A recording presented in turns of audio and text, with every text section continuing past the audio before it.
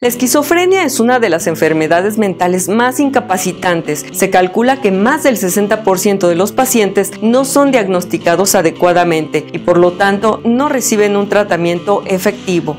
La esquizofrenia es una de las enfermedades mentales más terribles que puede padecer un ser humano.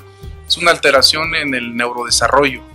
No tenemos todavía con claridad cuáles son los mecanismos específicos de cómo un cerebro normal se convierte en un cerebro afectado de tal manera que da todas las manifestaciones de lo que es una esquizofrenia.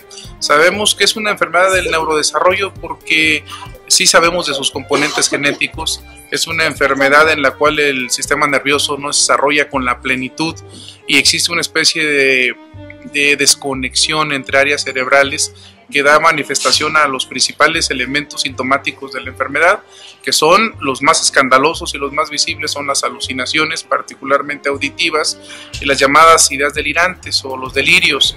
Pero no solamente se restringe la enfermedad en esos dos elementos que ya de por sí son muy graves, sino en otra serie de elementos que pues, prácticamente alteran gran parte de las funciones mentales y las funciones cerebrales. Hay dificultad para mantener la atención, la concentración, hay errores de juicio, gran parte de los elementos cognitivos no funcionan con plenitud. Lo que nos desconcierta en el día de hoy es la gran gama de variables que hay en la enfermedad. Hay pacientes, por ejemplo, que solamente presentan predominantemente alucinaciones y delirios, y otros que están devastados porque prácticamente gran parte de sus funciones mentales están alteradas y generan una discapacidad bastante severa. Hay una variabilidad importante en la presentación de la enfermedad, pero el común denominador es que gran parte de estos pacientes sufren un grado de discapacidad bastante severo. Los hombres presentan síntomas entre los 15 y 25 años y las mujeres entre los 25 y 35 años de edad. Tenemos que estar pendientes particularmente cuando dentro de la familia ya hay antecedentes de esquizofrenia y trastorno bipolar. Aunque sean enfermedades que hoy las conceptuamos como muy distintas porque tienen manifestaciones diferentes, hay un emparentamiento genético. Cuando hay un familiar, sobre todo de primer grado, que tiene esquizofrenia o trastorno bipolar, particularmente hay que estar al pendiente de los familiares jóvenes. Es una enfermedad que suele iniciar a edades muy tempranas de la vida, generalmente entre la segunda y la tercera década de la vida. La inmensa mayoría de casos de esquizofrenia se manifiesta entre los 15 y los 35 años de edad.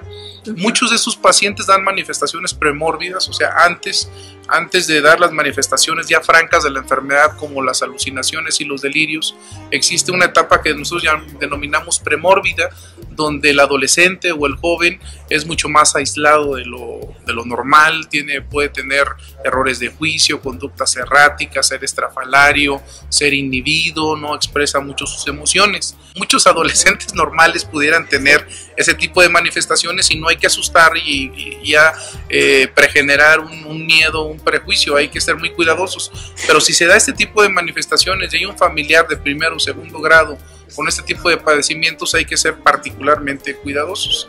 Pero es una enfermedad de inicio muy temprano, la inmensa mayoría entre los 20 y 30 años de edad. Las diferencias que hay entre hombres y mujeres es que las mujeres inician a etapas un poco más tardías, entre los 25 y los 35. Los hombres empezamos entre los 15 y los 25 años de edad, y es un peor pronóstico el de los hombres. Generalmente la versión de la enfermedad es más severa y más grave en el hombre que en la mujer. Cuando ya se tiene la carga genética de la enfermedad, va a aparecer tarde que temprano. Los llamados ambientes, sensibilizados, o los ambientes de alta tensión, o donde se da la emotividad expresada alta, que es lo contrario a lo que se está refiriendo, sí se habla de una manera muy clara que son disparadores de que inician la enfermedad más temprano. Un ambiente tranquilo, de buena comunicación, de no tensión, lo único que pudiera hacer es postergar un poco el inicio de la enfermedad. ¿Cuáles otros son los indicadores que sabemos que se asocian a la enfermedad? Eso sí lo sabemos. El familiar de primero y segundo grado es uno de los factores más importantes. El estar en un medio urbano también es un factor de riesgo importante. No lo sabemos explicar con plenitud, pero la prevalencia y la gravedad de la presentación sí es más frecuente en centros urbanos. La condición de migrante también es un factor de riesgo importante, por el gran estrés de la transculturización, de estar en un medio en el que no estás acostumbrado o habitual, es un factor de riesgo.